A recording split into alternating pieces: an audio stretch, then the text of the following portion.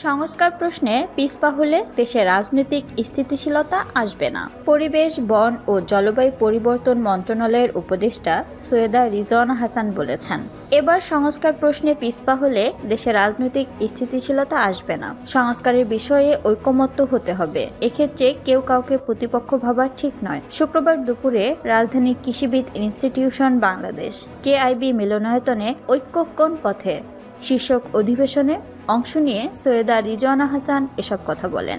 ঐক্য, সংস্কার ও নির্বাচন নিয়ে 2 দিনব্যাপী এই সংলাপের আজ ছিল প্রথম দিন।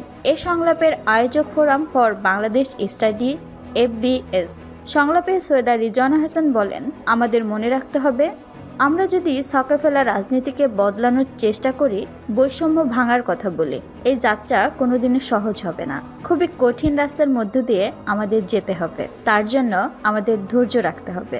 প্রথাগত বিষয়গুলো একদিনে ভাঙা যাবে না। পরিবর্তনের দায়িত্ব শুধু সরকারের নয়, সবাইকেই নিতে হবে। রাজনৈতিক নেতাদের ভূমিকাটাকে সেখানে বড় নয়।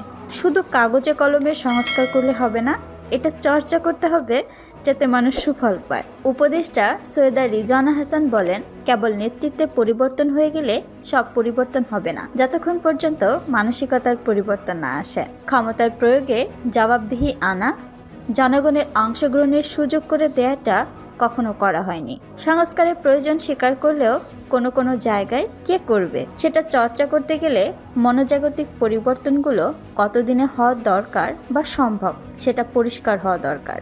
চর্চাটা না হলে বা মনোজগতে পরিবর্তন না এলে বিশেষ সেরা আইনও কোনো পরিবর্তন আনতে পারবে না। পরিবেশ উপদেষ্টা আরও বলেন, কতগুলো সংস্কারের প্রশ্নে আমাদের জাতীয় ঐকমত্য গড়ে তুলতে হবে।